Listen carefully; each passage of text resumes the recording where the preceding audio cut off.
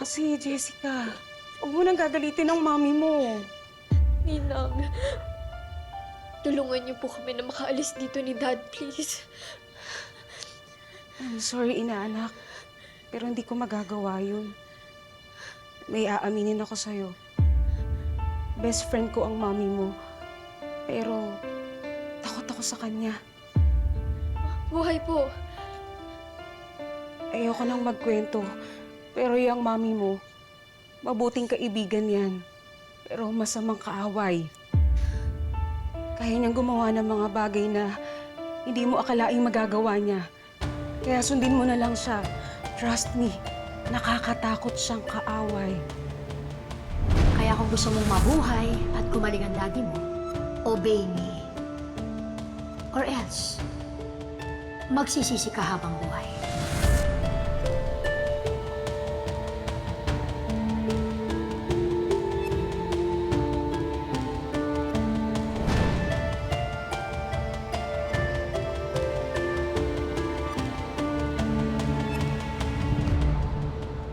Maraming salamat, Colonel Sarabia. Sana ho may ma-refer kayo kaagad. At saka, yung request ho namin na matrace yung van sa Manila Traffic Authority Office. Yes, sir. Thank you. Mars, ano yung i-refer? Private investigator. Nagpapahanap ako. Kasi palagi tayong dead end eh. Eh, yung mga bata, nag-file na ba sila ng missing person report? Oo. Pero wala pa rin balita. Sa tingin mo ba makakatulong kung mag-post tayo sa social media? Bakit hindi? Para maraming makakita. Mars, tulungan mo naman ako. Sure, Mars. Magbibigay ako ng reward ng 100,000 pesos. 100,000 pesos? Sure ka, Mars? Kahit 1,000,000. Magbabayad ako. Basta meron lang makapagturo sa akin kung nasaan ang tatay ng mga anak ko.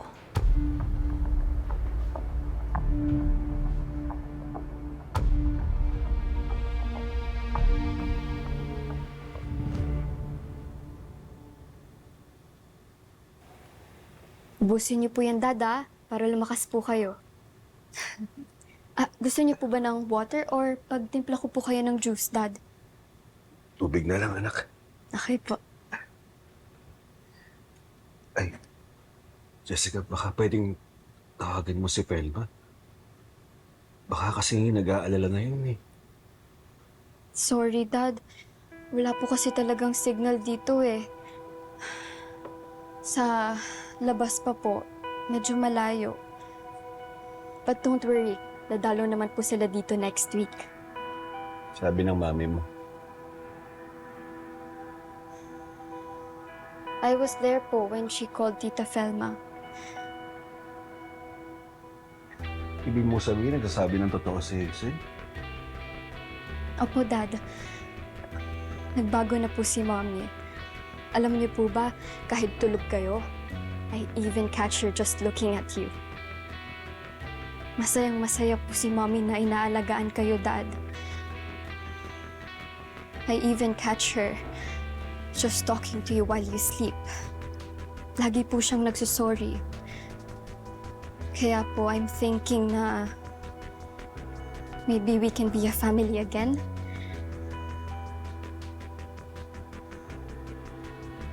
Hindi po ba kayo masaya na magkasama tayong tatlo?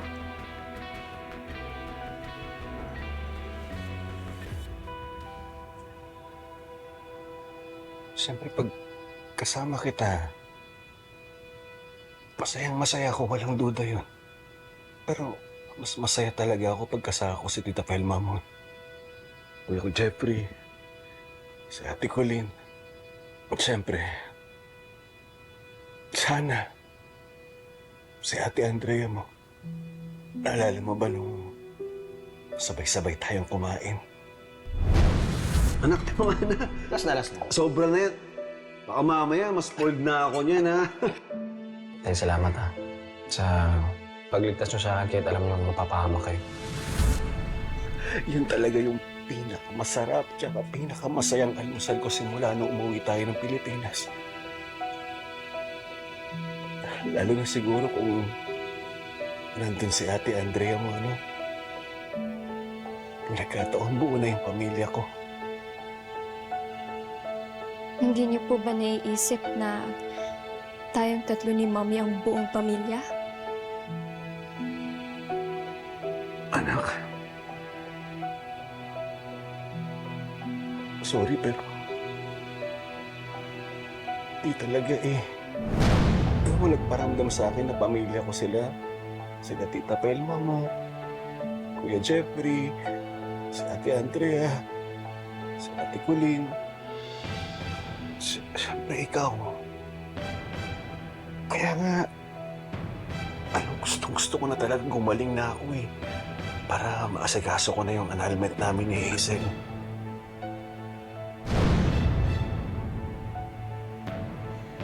No, Manuel.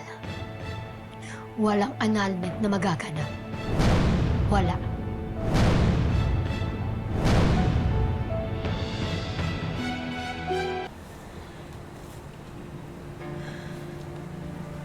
Mommy, Jessica. Yan ang gusto kong Jessica. Marunong makinig. Marunong sumunod. Maraming salamat ha sa pag-build up mo sa akin sa daddy mo. Mom, hanggang kailan po tayo dito? Hanggang kailan po natin itatago si Dad? Hanggang sa mabura na sa isipan ng daddy mo ang Felman at mga anak niya sa labas. Hanggang sa dulo. Hanggang sa makuha natin ang happy ending natin. Pero paano po sila, Tita Felma? What about them? I mean, for sure, hindi po sila titigil sa paghahanap kay Dad. Hindi naman nila makikita ang daddy mo.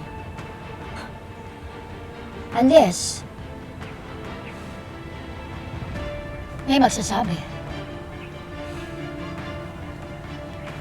Kapag nalaman nila kung nasaan tayo, isa lang ang ibig sabihin nun. May nag-traitor sa akin. At ikaw yun. Kaya mo bang traidorin ang sarili mong ina?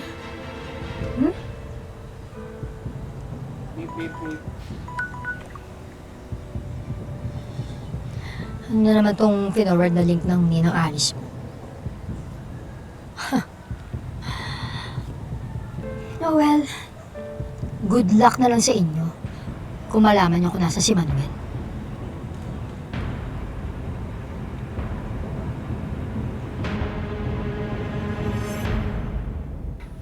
Ako na to, ate. Naku, ako na mag-aasikaso niya mamaya. Alin na kayo, dali, mas surpresa ako sa inyo.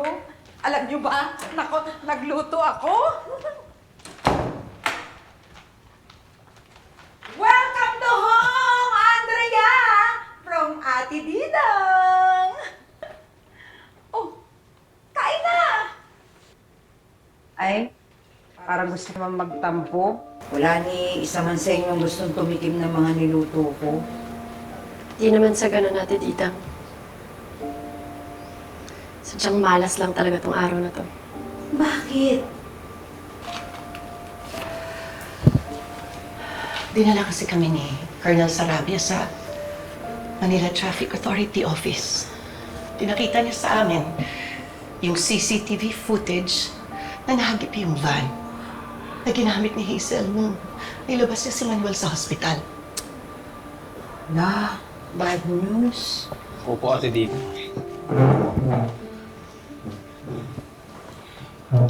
Alam mo, kriminal yung kakonsaban ni Hazel eh. Alam niya yung mga kaliwalang CCTV eh. Pero mo sa highway galing hospital, doon lang sila nahagip. Tapos pagliko sa kanya, hindi na nakagilap. May kita pa ba natin si tatay? Kamusta na kaya siya? Ako galit na galit ako dun sa demonyong Hazel na yan. Pero sana naman, di ba? Sana hindi niya pinapabayaan si tatay. Ito naman si Jessica, I'm sure hindi niya pababayaan si tatay. Pero yung sitwasyon kasi ni tatay ngayon, paano kung magkaroon siya ng komplikasyon? Hindi. Hindi. Huwag tayong mag-isip ng negative. Lord, please po. Please, huwag niyo pong pababayaan si tatay. Eh, si nanay nasan ba? Di ba magkasama kayo? Kanina may kausap sa phone eh. Yes. Maraming salamat sa tulong niyo. I-check ko ngayon. Anak, pwedeng pahiram ng laptop mo, please? Nag-email kasi sa akin yung private investigator. Ni-refer ni Colonel Sarabia. Check natin. Ano po yan ay bakit? Posibleng nasa Bulacan yung tatay niyo. Pero hindi nasundan ng private investigator. Dahil punuan na yung van eh. Nakaalis ka agad. Pero nay, dalawa lang yan eh. Pwedeng sa Marilao o kaya sa may kawayan lang dinala ng Hazel si tatay. Teka anak, hindi pa tayo sigurado eh. Malay natin, hindi si Hazel yung sinundan ni Alice doon. Pero nay, malaki ang possibility na siya talaga. Sino pa ba? Oo nga, nay. At least kahit paano may lead na tayo. May pag-asa. Oo mga anak. Alimin din nila kung may mga kamag-anak si Hazel doon sa Bulacan.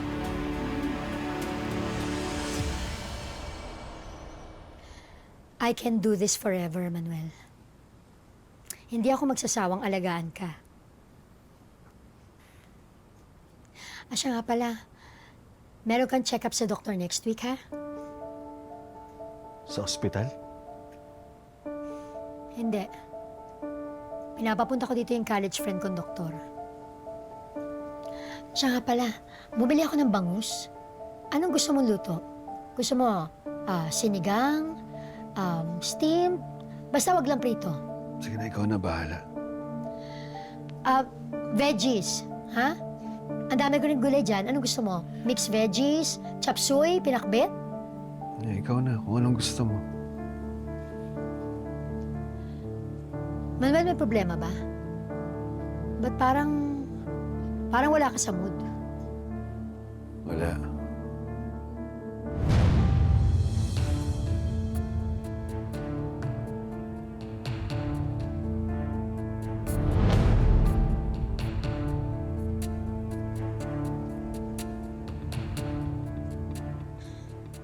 Paano kami tatakas ni Dad? Ma'am, anong lugar po ito? Kamalik ko iya. Dito, may kawayan. Jessica!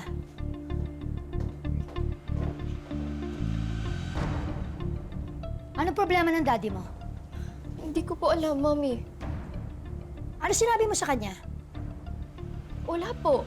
I just told him the things na gusto niyong sabihin ko.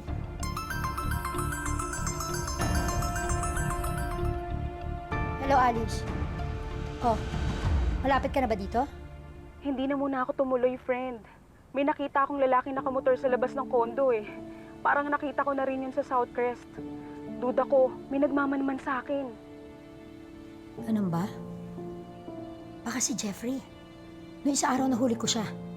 Hindi ko alam kasi naka-helmet eh. Di rin ako sure kung minamanmanan ba ako or napaparaning lang ako. Pero mabuti na yung nag-iingat. O di bale, sige. Huwag ka na muna pumunta dito. Friend, kung totoong may nagmamanman sa akin, hindi talaga titigil si Felma. I'm worried. Hanggang kailan mo maitatago si Manuel nang hindi nila natutuntun? Not for long, Alice. Kapag malakas-lakas na si Manuel, sapilitan ko siyang iuwi sa Canada. Kung kailangan ko siyang isi-date heavily, gagawin ko.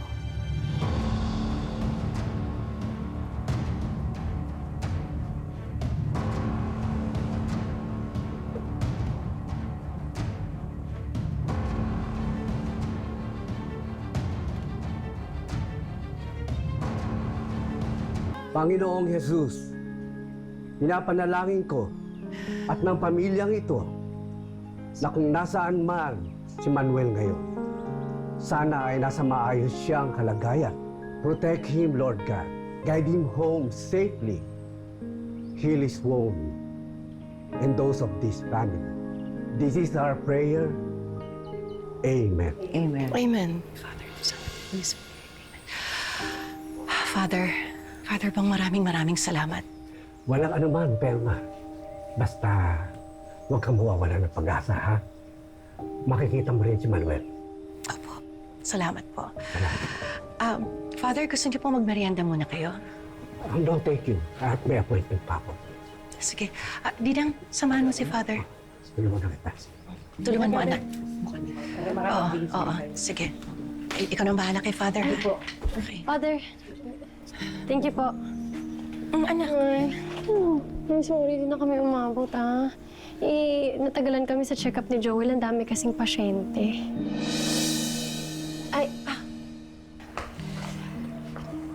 Nice si Joel po. Gandang araw po. Sa wakas at na-meet na kita. Maraming salamat sa lahat ng tulong sa anak ko. Wala naman po yun. Ituloy niyo na yung usapan habang kumakain tayo. Ha? Ito nga pala si Ninang Paz. Opo. Kapatid ko, si Colleen. Hello. Siyempre si Kuya Jeffrey, kilala mo na. Tsaka si Ninong, asawa ni Ninang Paz. Halika, sige. Doon na muna kayo. Kumain na muna kayo. Thank you po. Para makilatis natin itong si Joel. Ninang, anong kilatis? Walang ganun, ha? Hello?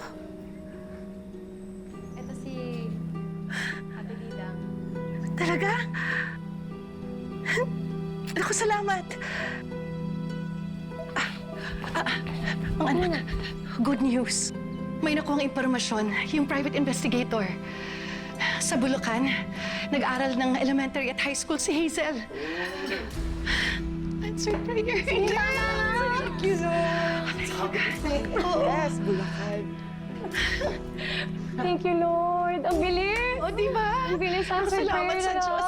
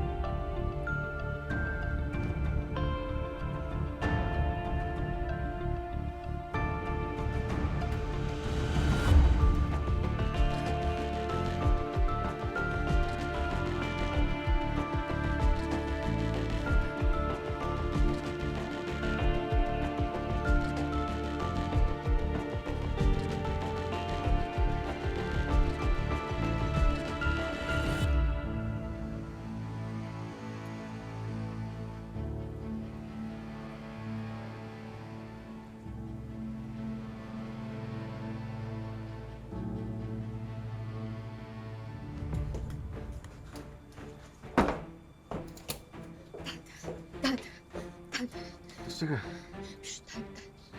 Nakuha ko po yung phone ni Mami. Baka mahuli ka ng mami mo. No, Dad. Mahimbing po yung tulog ni Mama. Dad, tawagan na po natin si Tita Felma para makahingi ng help. Akala ko walang signal dito. Mami lied, Ma. Meron po talagang signal dito, Dad, pero sa door lang po tsaka sa baba. Dad, ano po yung number ni Tita Felma? Hindi ko po memorized eh. 0, 0, 9, 7, 7, 2, 2, 9, 2, 9, 2. 6 yata. Sorry. Hindi ko memorize yung number ni Tita Felma mo. Dad, try to remember. Oh no.